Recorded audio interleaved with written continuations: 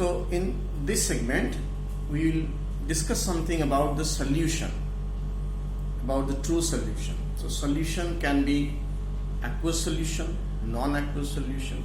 Aqueous solution where your solvent is water, in non-aqueous the solvent other than water, anything else.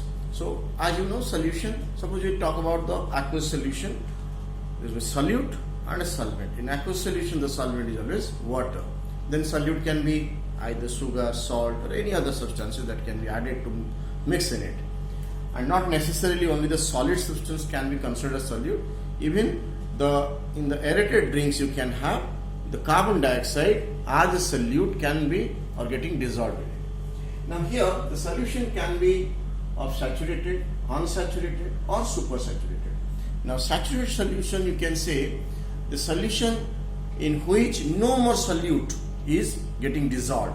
That means already how much space is there that has been fully occupied and no more solute can be dissolved.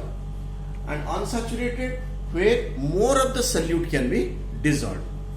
That means the solution has not yet saturated, more of the solute can be dissolved at that temperature. So here the temperature need to be mentioned, because on altering the temperature you can have the different amount of solute can be dissolved. By increasing the temperature the solubility of the solute increased, and you can make a saturated solution into unsaturated by either increasing the temperature or by adding more solvent to it. In that case the more of the solvent can acquire more of the solute. Supersaturated, it is actually the solution in which more of the solute are temporarily getting dissolved in a saturated solution. Okay, so that is called a supersaturated solution. Here means in a hot water, if you add in a saturated solution, if you heat it and more of the solute getting dissolved and that remains in it, so we can say supersaturated solution. Then we will come to the solubility. Solubility of a solute means the maximum amount of solute that can be dissolved in a fixed amount of solvent at a particular temperature. For example, suppose we have taken 100 gram of solvent, let's say 100 gram of water, and the temperature, let's say about 60 degrees centigrade we have maintained, and we are going on adding the salt in it, and we found that suppose 24 gram maximum solute is dissolved.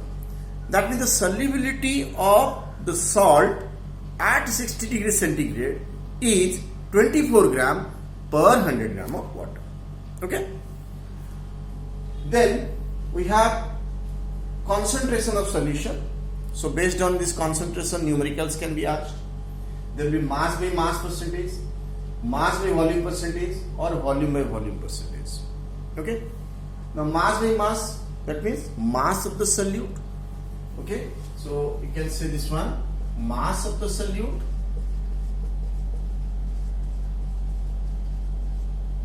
by mass of the solution. Remember, it is mass of solution. That means solvent plus solute into 100.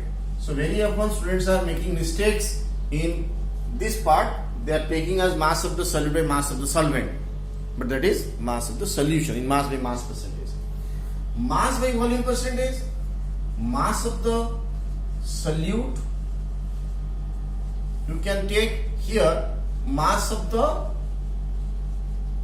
solvent, or you can also say solution, because on adding sugar or salt into water, for example, the volume is not rising, so volume remains same.